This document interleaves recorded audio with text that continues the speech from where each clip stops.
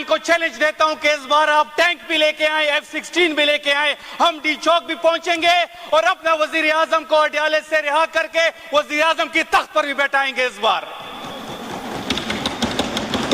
अब वो गुड्डी गुड्डी खेल खत्म हुआ जनाब स्पीकर। अब हमें मजबूर किया जा रहा है, जब हम आगे बढ़ते हैं, जहां पे KPK की हुदूद खत्म होती है वहां पे खंदक की कोड दी जाती है, वहां पे कंटेनर खड़े कर दिए जाते हैं।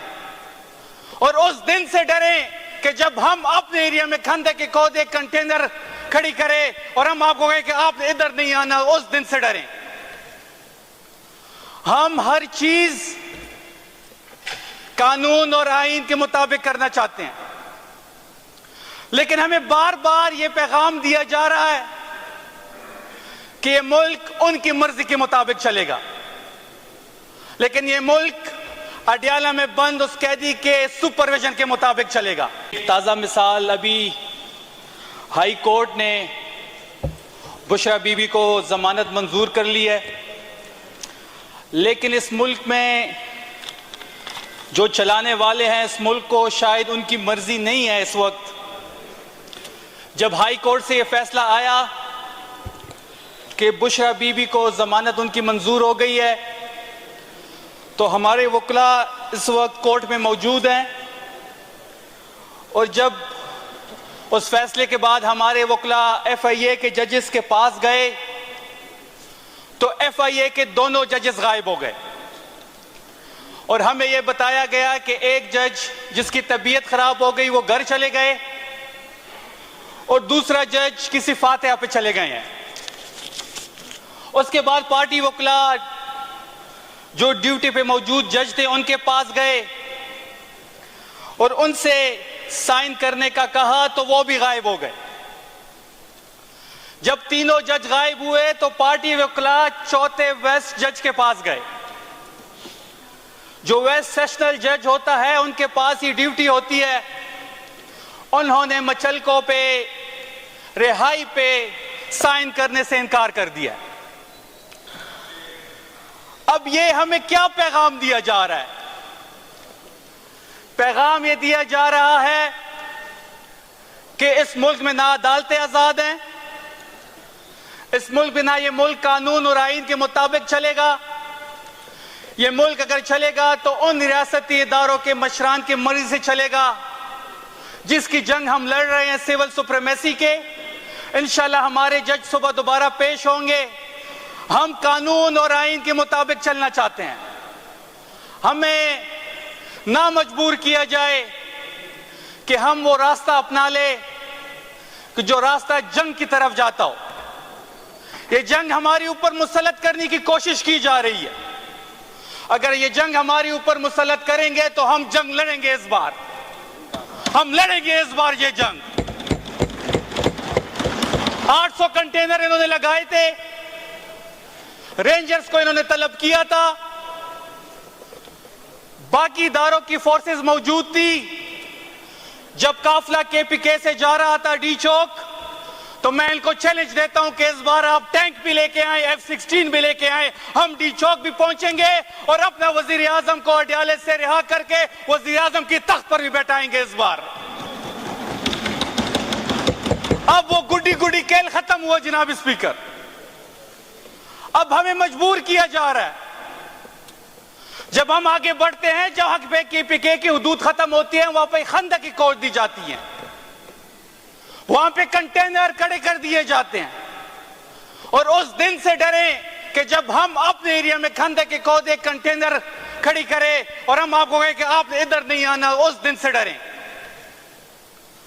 हम हर चीज कानून और आईन के मुताबिक करना चाहते हैं, लेकिन हमें बार बार यह पैगाम दिया जा रहा है कि यह मुल्क उनकी मर्जी के मुताबिक चलेगा, लेकिन यह मुल्क अडयाला में बंद उस कैदी के सुपरविजन के मुताबिक चलेगा, जो इस वक्त करोड़ों अवाम दिलों की धड़कन उसके साथ धड़कती है। हम इंशाल्लाह ये जो कार्रवाई पिछली रात को डाली गई है, अब दूसरा ये मजाक बन गया है कि जब भी ये कार्रवाई डालते हैं तो रात की तारीखें में डालते हैं। और रात की तारीकी में सिर्फ डकैती होती है। हमारी गवर्नमेंट खत्म की गई 9 अप्रैल की रात को, रात की तारीकी में खत्म की गई। जो भी कार्रवाई इन्होंने डालनी होती है रात की तारीकी में डालते हैं। 26वीं अमेंडमेंट हुई, इस मुल्क के पे जमहूरियत पे शब खून मारा गया।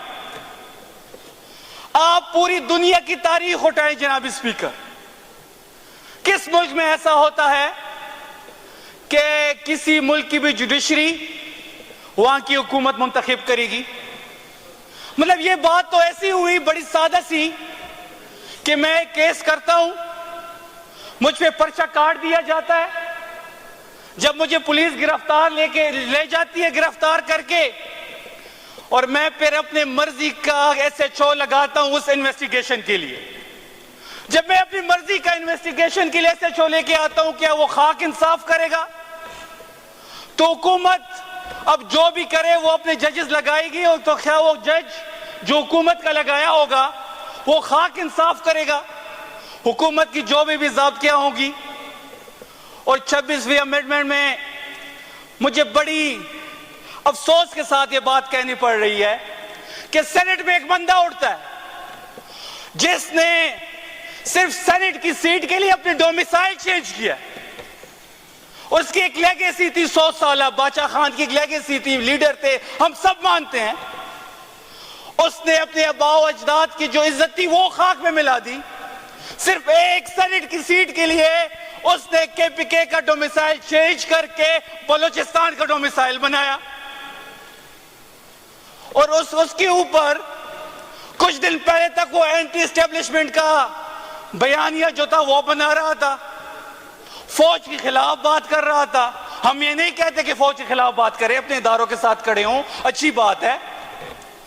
लेकिन अचानक ऐसा क्या हुआ कि रातों रात उसने अपनी कीमत लगाई, और फिर वो शख्स उठ के बानी PTI का नाम लेता है। उसके मुंह से भी बानी PTI का नाम लेना अच्छा नहीं लगता। ये वो बंदा है जिसको इमरान खान ने अपने घर में घुस के मारा है, अपने घर में उसको इलेक्शन की में हराया है। और मैं अभी भी कहता हूं कि आए मुकाबला करें मैदान में। वो पश्तो में कहते हैं राशा मैदानी से पता दे लगी। और आपके मुकाबले में हम तहरीक इंसाफ का एक अदना वर्कर खड़ा करेंगे। आपकी औकात काउंसलर बनने की है नहीं। आपने डोमिसाइल चेंज करके बलूचिस्तान से सेनेटर बने, जिसने बनाया सबको पता। फिर आपने एक बयानिया बनाया एंटी एस्टेब्लिशमेंट वाला, रातों रात अपनी कीमत लगाई, और हमें पता है कि आपने कितने पैसे लेके 26वीं अमेंडमेंट में अपने आप को कितने में बेचा। हम सब पता है, ये सबको पता है। निसार साहब में हमारी कुलीग है, रोज उठते हैं, वो हुकूमत पे तनकीद करते हैं। वो खुद कहते हैं कि हम एंटी एस्टेब्लिशमेंट, उनका बयानिया एंटी एस्टेब्लिशमेंट का था। एंटी एस्टेब्लिशमेंट के बयानिए की वजह से वो यहाँ पे आए। उनकी पार्टी जो है वो एस्टेब्लिशमेंट की गोद में बैठ गई। ये वही लोग हैं जिन्होंने 80,000 पख्तूनों को बेचा। 80,000 हमारी शहादतें इन लोगों की वजह से हुई। इनके वालिद असफंदियार वली साहब खड़े होते थे और वो ये कहते थे कि वो नेशनल एक्शन प्लान को भी सपोर्ट करता हूं, और जो मिलिट्री ऑपरेशन पख्तूनों पे हो रहा है मैं उसको भी सपोर्ट करता हूं। इनकी वजह से हमने 80,000 शहादतें दी। पख्तूनों का खून इन्होंने बेचा, अपने बिजनेस एम्पायर खड़े किए पख्तूनों की खून पे। आज ये पख्तूनों के लीडर बने हुए हैं। मैं इस फ्लोर से उनको वार्न कर रहा हूं कि आपको कौम जिस नाम से याद करती है हम वो नाम नहीं लेंगे। हमारी तरबियत ऐसी नहीं हुई। हम आपको वार्न कर रहे हैं कि अपने मुंह को संभालें। आप अगर आप आइंदा इमरान खान के खिलाफ या इस सूबे की चीफ एग्जीक्यूटिव के खिलाफ बात की, फिर हम फ्लोर पे वो बातें करेंगे जिसको आप सुन नहीं पाएंगे। जनाब स्पीकर, आखिर में मैं अपनी पार्टी के मुतालिक बात करना चाहूंगा कि हम इस वक्त डिफाइनिंग मोमेंट पे खड़े हैं। हम सब जो यहां पे आए हैं सिर्फ और सिर्फ इमरान खान की वजह से आए हैं। ना मेरा कोई जाती वोट है या ना यहां पे बैठे 93 लोगों का कोई जाती वोट है। अगर किसी की ये खाम ख्याली है कि उसका जाती वोट है तो फिर आए वो तहरीक इंसाफ के किसी वर्कर का मुकाबला करें।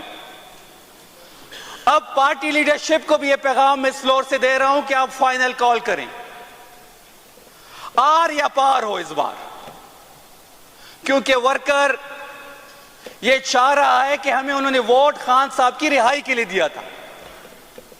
उस दिन जब खान साहब से कोई मुलाकात नहीं हो रही थी और इस फ्लोर पे बिल पास हो रहे थे तो वो किसी को भी पसंद नहीं आ रहे थे।